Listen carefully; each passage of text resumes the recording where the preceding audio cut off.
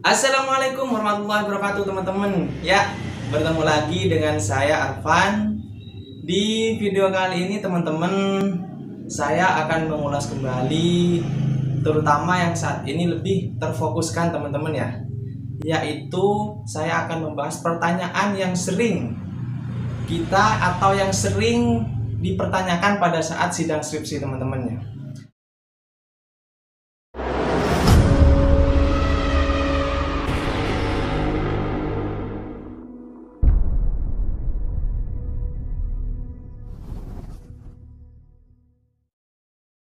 Namun sebelum berlanjut pada video ini, jangan lupa untuk menonton video saya yang kemarin teman-teman ya. Juga video-video kemarin yang pernah saya upload teman-teman ya. Ya, sebelum lanjut pada video ini, jangan lupa untuk tekan tombol subscribe-nya di bawah ya teman-teman ya. Like dan juga share ke media sosial kalian teman-teman ya. Ya, teman-teman, lanjut kepada video ini tentang 7 ya, salah teman-teman ya, 7 ya. 7 pertanyaan yang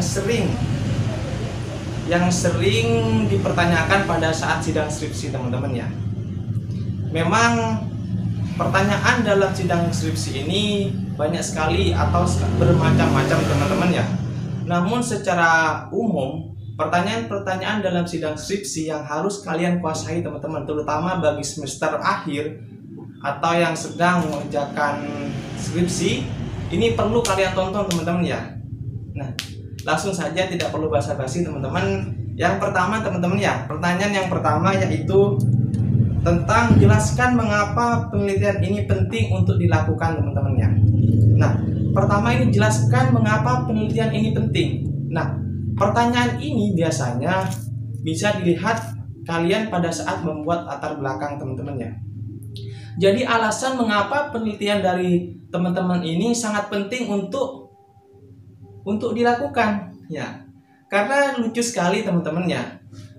Kita meneliti sebuah lembaga atau meneliti sebuah instansi, namun hal yang sangat penting atau hal yang urgent atau alasan mengapa meneliti lembaga atau instansi tersebut kita tidak tahu teman-teman ya. Maka hal ini atau yang pertama kali, mengapa di dalam sebuah skripsi, di dalam sebuah jurnal atau di dalam sebuah penelitian, pertama ada konteks penelitian atau bisa juga kalau umumnya latar belakang teman-teman ya.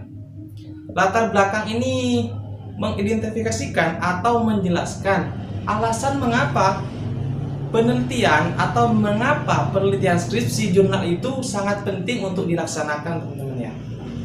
Ya, pelan-pelan teman-teman ya. Lanjut kepada yang kedua teman-teman ya. Pertanyaan yang sering dipertanyakan pada saat sidang skripsi yaitu jelaskan posisi penelitian yang dilakukan teman-teman ya. Nah, posisi penelitian ini dipertanyakan misalnya pada saat sidang skripsi yaitu dari kita atau peneliti ini posisinya itu sebagai apa. Di dalam penelitian kualitatif ada contohnya misalnya penelitian action research ataupun studi riset atau studi lapangan ataupun penelitian tindakan kelas. Nah, itu juga penting teman-teman ya.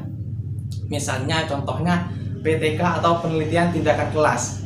Nah, di penelitian tindakan kelas atau PTK, posisi peneliti ini sebagai peneliti dan juga orang yang ikut andil atau orang yang melaksanakan. Jadi ada dua peran di sana teman-teman ya. Namun kalau penelitian studi ibaratnya penelitian lapangan, itu posisi peneliti hanya sebagai peneliti. Jadi peneliti itu hanya meneliti misalnya meneliti lembaga, meneliti sekolah atau meneliti instansi-instansi. Jadi posisinya hanya sebagai peneliti teman-teman ya. Nah, juga ada contohnya dalam penelitian kualitatif itu ada penelitian pustaka. Nah, penelitian pustaka ini posisi peneliti ini meneliti suatu atau berbagai sumber.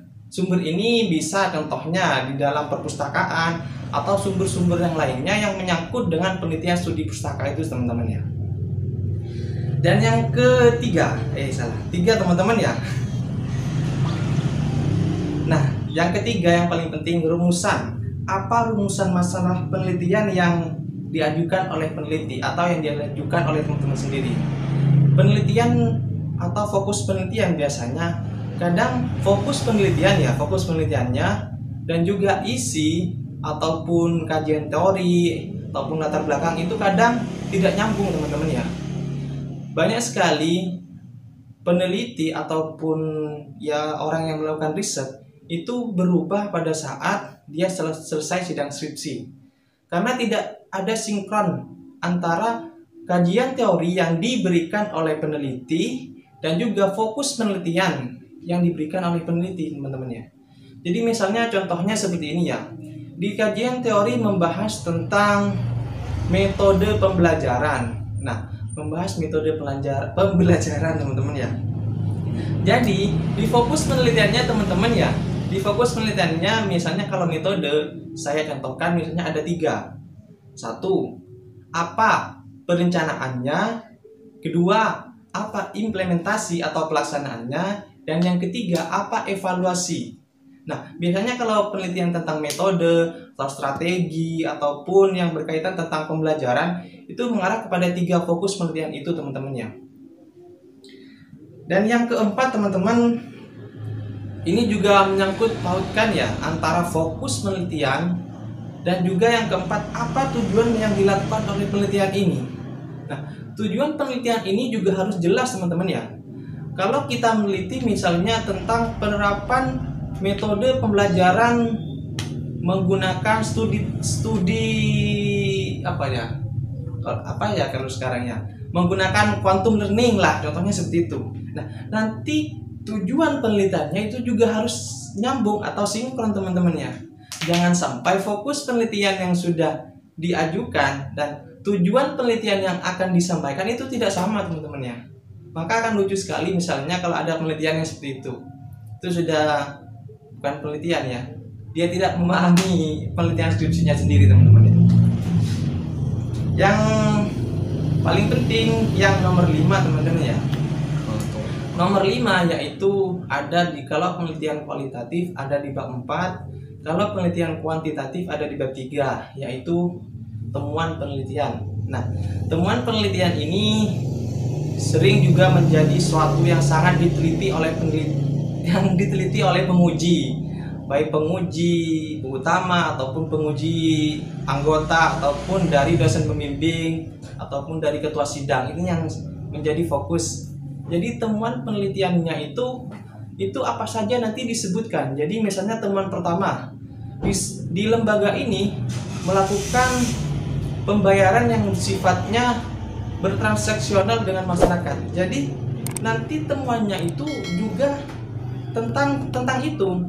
Temuannya itu misalnya bukan hanya 1 dalam penelitian skripsi yang saya pelajari itu misalnya minimal ada 3. Jadi temuan ini yang sudah dipaparkan di bab 4 nanti juga berkesinambungan ada di abstrak di sebuah penelitian. Jadi semuanya di dalam sidang skripsi ini, di dalam isi skripsi terutama ya, ini ada kesinambungan. Jadi apabila latar belakangnya tidak nyambung, fokus penelitiannya, tujuan penelitiannya, dan temuan penelitiannya tidak nyambung, maka sidang skripsi ini otomatis dirombak kembali teman-teman ya. Maka kebanyakan kalau mahasiswa tidak memahami isi atau temuan penelitiannya ataupun isi dari skripsinya, maka akan dibantai habis nanti apabila sidang skripsi teman-teman ya. Ya makanya dari sekarang yang mau menuju semester akhir atau yang sedang melaksanakan penelitian skripsi dan juga yang mau sidang skripsi, saya sarankan harus memahami isi skripsinya.